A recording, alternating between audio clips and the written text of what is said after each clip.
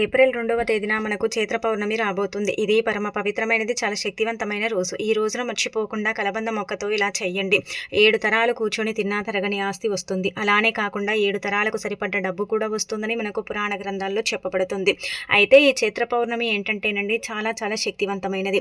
ఈ చైత్ర పౌర్ణమి రోజున ఎవరైతే ఈ కలబంద మొక్క పరిహారంతో పాటు కొన్ని నియమాలను ఆచరిస్తారో అలాంటి వాళ్ళ యొక్క జీవితం మారిపోతుందని శాస్త్రాల్లో వివరంగా చెప్పబడుతుందన్నమాట.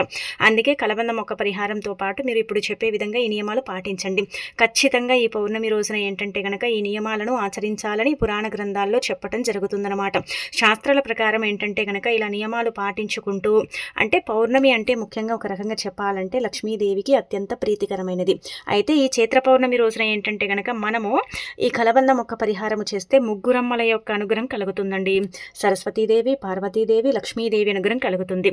అయితే చైత్ర పౌర్ణమి రోజున చాలామంది కూడా ఏంటంటే గనక ఆంజనేయ స్వామిని పూజించడం, అలానే కాకుండా మనం సత్యనారాయణ స్వామి వ్రతం చేసుకోవటం, ఇంట్లో ఏంటంటే కనుక నిష్ట నియమాలతో దీపారాధన చేసుకోవటం, కొంతమంది ఏంటంటే ఉపవాసం ఉండటం, అలానే కాకుండా భక్తి భావంతో భగవంతుడిని పూజించటం, ఇదంతా కూడా మనం చూస్తూ ఉంటాం కదా. అయితే ఈ పౌర్ణమి రోజున మనం ఏం చేయాలనేది తెలుసుకునే ముందు ఒక చిన్న రిక్వెస్ట్ అండి. వీడియోని పూర్తిగా చూడండి, నచ్చితే లైక్ చేయండి, కొత్తగా చూస్తున్నట్టయితే సబ్స్క్రైబ్ చేసుకోండి.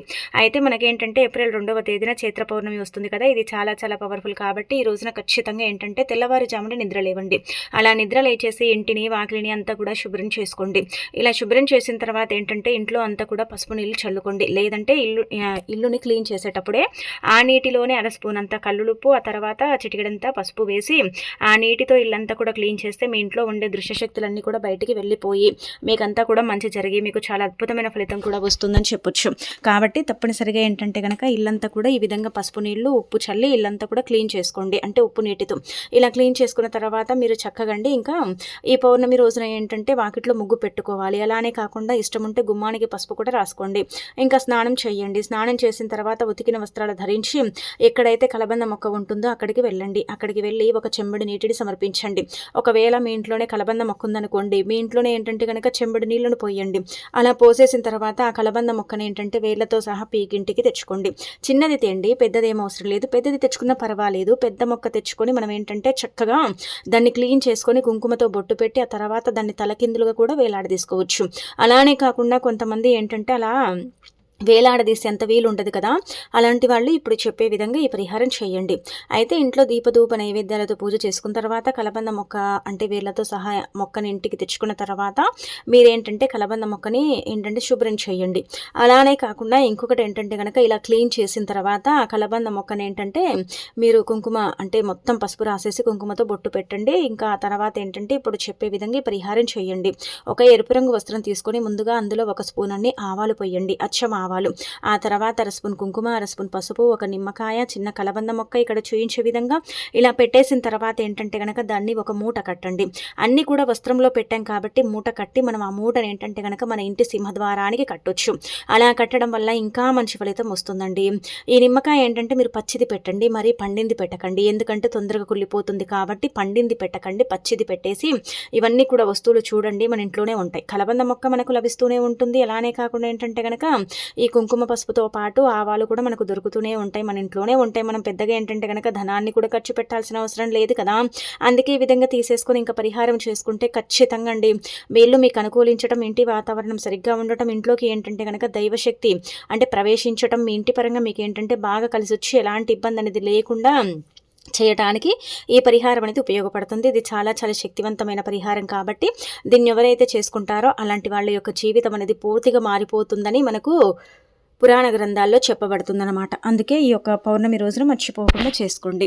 ఇలా చేసేసిన తర్వాత ఏంటంటే అప్పుడప్పుడు మూటకండి దీపం ధూపం చూయిస్తూ ఉండాలి, లేదంటే ధూపమైనా సరే వేస్తూ ఉండాలి. కలబంద మొక్కను ఏంటంటే ఇలా పెట్టేసి ఇంటి సింహద్వారం దగ్గర ఒక మేకు కొట్టి అక్కడ కట్టేయండి. ఇంకా మీ ఇంటి పరంగా మీకుండే ఇబ్బందులన్నీ పోవటంతో పాటు మీ ఇంటికి మంచి జరగటంతో పాటు మీ ఇల్లు తులతూగుతూ ఉంటుంది. ఇంట్లోకి దైవశక్తి అనేది రావటం అనేది ప్రారంభమవుతుంది. ఎలాంటి ఇబ్బంది అనేది ఉండదు. ఎందుకు ఇది కట్టాలంటే కనుక మన ఇంటిపైనండి మంచి అంటే చెప్పాలంటే ఏంటంటే గనక మంచి కంటే కూడా చెడు ఎక్కువగా ఉంటుంది. మనం ఎదుగుతుంటే కొంతమంది చూసి ఓర్వలేరు. మన ఎదుగుదలను ఆపాలని చూస్తూ ఉంటారు. మనం ఏంటంటే గనక ఎదగలేకపోతూ ఉంటాం. లైఫ్‌లో ఎన్నో అనుభవిస్తూ ఉంటాము. చాలా వరకు కూడా నష్టాలు, కష్టాలు పడుతూ ఉంటాం. అయినప్పటికీ కూడా మన లైఫ్ అనేది సరిగ్గా ఉండక మనం బాధపడతాం కదా! అలాంటి వాళ్ళు ఈ కలబంద మొక్కతో పరిహారం చేసుకుంటే ఆ ముగ్గురమ్మలు కూడా ఏంటంటే గనక మీ కష్టాన్ని, బాధని తీసేసి మీకు అద్భుతమైన ఫలితాన్ని తెచ్చిపెట్టి మీ జీవితాన్ని మారుస్తాయన్నమాట. అంటే మారుస్తారు ఆ ముగ్గురమ్మలే. అంటే సరస్వతీదేవి, పార్వతీదేవి, లక్ష్మీదేవి ముగ్గురమ్మల రూపమే కలబంద మొక్కగా పరిగణించబడుతుంది. కలబంద మొక్క ధనాన్ని ఆకర్షిస్తుంది, రుణబాధను తీసేస్తుంది. ఇంటి పరంగా మనకు బాగా కలిసొచ్చి ఎలాంటి ఇబ్బంది అనేది లేకుండా చేయటానికి కలబంద మొక్క అనేది ఉపయోగపడుతుందని పురాణ గ్రంథాల్లో చెప్పడం జరుగుతుంది. కాబట్టి కలబంద మొక్క పరిహారం అనేది తప్పకుండా మర్చిపోకుండా గుర్తు పెట్టుకొని ఎవరైతే ఆచరిస్తారో అలాంటి వాళ్ళ యొక్క జీవితం అనేది ఖచ్చితంగా మారిపోయి వారికి మంచి జరుగుతుంది, మంచి ఫలితాలు కూడా వస్తాయని పురాణ గ్రంథాల్లో చెప్పడం జరుగుతుంది. కాబట్టి ఖచ్చితంగా గుర్తుపెట్టుకోండి, కలబంద మొక్క పరిహారం అయితే మర్చిపోకుండా చేసుకోండి. అంటే మీరు అనొచ్చు ప్రతి పౌర్ణమి కూడా చేయాలండి అంటే గనక పౌర్ణమి నెలలో మనకు ఒక్కసారి వస్తుంది. అలానే కాకుండా తిదివార నక్షత్రాలు ఏవైనా నెలలో ఒకసారి వస్తూ ఉంటాయి. అవి ఏంటంటే గనక పవర్ని కలిగి ఉంటాయి. కాబట్టి ఆ రోజు చేసుకుంటే మంచి జరుగుతుంది. తొందరగా ఇంటి పరంగా ఏదైనా సరే గందరగోళమైన వాతావరణం, ఇలా గందరగోళమైన వాతావరణం, పరిస్థితులు సరిగ్గా లేకపోవటం, అంటే మీకు అంటే అనుకూలంగా ఉండకపోవటం, ఇలాంటివన్నీ కూడా ఉంటూ ఉంటాయి కదండి. వాటన్నిటి నుంచి కూడా మీరు బయటపడాలంటే ఖచ్చితంగా ఈ కలబందం ఒక పరిహారం అయితే చేసేసుకోండి. ఇంకా చేసి ఏంటంటే గనక చక్కగా రిజల్ట్ అనేది పొందండి. తప్పకుండా మీరే మీ కళ్ళతో మార్పుని చూస్తారు, షాక్ అయిపోతారు. అసలు ఏంటంటే గనక అంతలా ఫలితం వస్తుందా అని ఆశ్చర్యానికి గురవుతారని చెప్పొచ్చు. అంత శక్తివంతమైన పరిహారం అండి. ఎంత నమ్మకంతో చేసుకుంటే అంత మంచి ఫలితం వస్తుంది. మనం ఏంటంటే గనక ఏదో చేసామని అనుకున్నాం అనుకోండి, అలా ఏంటంటే పెద్దగా ఫలితాలు అయితే రావు. ఇది గుర్తుపెట్టుకోండి. ఇక తర్వాత ఏంటంటే పౌర్ణమి రోజు నల్లటి వస్త్రాలు ధరించకూడదు, దూర ప్రయాణాలు చేయకూడదు. అలానే కాకుండా ఈరోజు నాన్ వెజ్ని తినకూడదు. ఇంట్లో అంటే గోర్లు కత్తిరించడం, జుట్టు కత్తిరించుకోవటం, ఏడవటం, స్త్రీలు శాపనార్థాలు పెట్టడం, పిల్లల్ని కొట్టడం, మూగజీవాలను హింసించడం ఇదంతా కూడా చేయకూడదు. అలా చేస్తే మన జీవితంలో మనం కోరి అంటే దుఃఖాన్ని, దరిద్రాన్ని తెచ్చుకున్న వారం అవుతాం. కాబట్టి వాటిని అవాయిడ్ చేయండి, వాటికి దూరంగా ఉండండి. అలానే కాకుండా ఏంటంటే వీలున్నంత వరకు కూడా చక్కగా నిష్ట నియమాలతో దైవారాధన చేసుకోండి. అలానే కాకుండా ఇంట్లో 2 పూటల దీపారాధన చేసుకోవటం, దైవాన్ని పూజించడం ఇదంతా కూడా చేస్తే మీకు మంచి ఫలితం అయితే వస్తుందన్నమాట. ఇక అనంతరం వచ్చేసి ఇంకొకటి ఏంటంటే ఇప్పుడు చెప్పే విధంగా ఈ పరిహారం కూడా చేసుకోండి. ఇది కూడా ఏంటంటే కనుక ఇంటి పరంగా చేసుకునేదండి. మన ఇల్లు కొన్ని భరిస్తుంది, కొన్ని భరించదు. కొన్ని భరించినప్పుడు బాధలను ఇస్తే, కొన్ని భరించినప్పుడు ఏంటంటే కనుక అద్భుతాలను అంటే ఇస్తుందన్నమాట. కాబట్టి మన ఇల్లు ఎప్పుడు కూడా తులతూగుతూ ఉండాలి. మనకి ఎలాంటి ఇబ్బంది అనేది ఉండకూడదు. మనకు చక్కటి ఫలితం అనేది రావాలని కోరుకుంటారు కదా, అలాంటి వాళ్ళు ఇలా చేయండి. ఇలా చేయటం వల్ల మంచి ఫలితం వస్తుంది. మీ జీవితం మారిపోతుంది. మీరు పట్టిందల్లా బంగారం అవుతుంది. మీ ఇల్లు మీకు అనుకూలిస్తుంది. ఇంటి వాతావరణం కూడా సరిగ్గా ఉంటుంది. ఇంటిపైన ఎలాంటి ప్రయోగాలు జరిగినా వెంటనే తిప్పికొట్టడానికి, ఇంటి పరంగా ఎలాంటి ఇబ్బంది ఉన్నా వెంటనే పోగొట్టడానికి ఈ నిమ్మకాయ పరిహారం అనేది ఉపయోగపడుతుంది. మనం ఏంటంటే నిమ్మకాయనే కదా, నిమ్మకాయ వల్ల ఏం జరుగుతుంది, నిమ్మకాయ వల్ల ఏం ఫలితం వస్తుంది అనుకుంటూ ఉంటాం. కానీ నిమ్మకాయ వల్ల చాలా అద్భుతమైన ఫలితం అనేది వస్తుందండి. అద్భుతమైన రిజల్ట్ని చూడాలంటే మీరు ఇక్కడ చూపించే విధంగా ఈ నిమ్మకాయ పరిహారం చేయండి. దీనివల్ల మీకు మంచి జరుగుతుంది, కానీ చెడైతే జరగదు. ఒక తమలపాకును తీసుకొని దానిపైన ఏంటంటే కనుక ఒక స్పూన్ అంతా రాళ్ళ ఉప్పు పోయండి. ఇది ఇంటి బయట కానీ ఇంటి లోపల కానీ ఎక్కడైనా సరే చేయొచ్చండి. ఇక్కడే చేయాలి, ఇలాగే చేయాలని రూల్ అయితే లేదు. కానీ ఎక్కడ చేసినా కానీ ఫలితం అయితే వస్తుందని మనకు పురాణ గ్రంథాల్లో చెప్పడం జరుగుతుందన్నమాట. తిదివార నక్షత్రాల్లో చాలా మంది కూడా ఇలాంటి పరిహారాలు చేసేసుకుని ఫలితాలను పొందారని మనకు పురాణ గ్రంథంలో పేర్కొనడం జరిగింది. కాబట్టి మీ ఇంటి పరంగా మీకు బాగుండాలన్నా, ఇల్లు అనుకూలించేలాగా ఉండాలన్నా సరే ఖచ్చితంగా పరిహారం చేయండి. అయితే ఇక్కడ ఏంటంటే తమలపాకు పైన మీరు ఒక స్పూన్ అంతా కల్లుప్పు పోసేసి ఒక నిమ్మకాయని తీసుకొని ఇక్కడ చూయించే విధంగా 4 భాగాలుగా కట్ చేసి అందులో ఏంటంటే కనుక పసుపు కుంకుమ చల్లి, ఆ తర్వాత ఈ యొక్క మీరు అంటే తమలపాకు తీసుకొని ఉప్పుని పోసారు కదా, ఆ యొక్క ప్రదేశంలో ఈ యొక్క నిమ్మకాయని పెట్టేసి రాత్రంతా వదిలేయండి. అలా వదిలేసిన తర్వాత మరుసటి రోజు ఏంటంటే కనుక తీసి పడేయండి. ఎందుకంటే పౌర్ణమి తిథి ముగిస్తుంది కాబట్టి ఇంకా తెల్లారిన తర్వాత కావచ్చు, లేదంటే అదే రోజు సాయంత్రం కావచ్చు, ఉదయం పెట్టుకుంటే తీసేసి పడేయొచ్చు అనమాట. ఒకవేళ లేదు తీయమనుకుంటే రాత్రంతా ఉంచండి.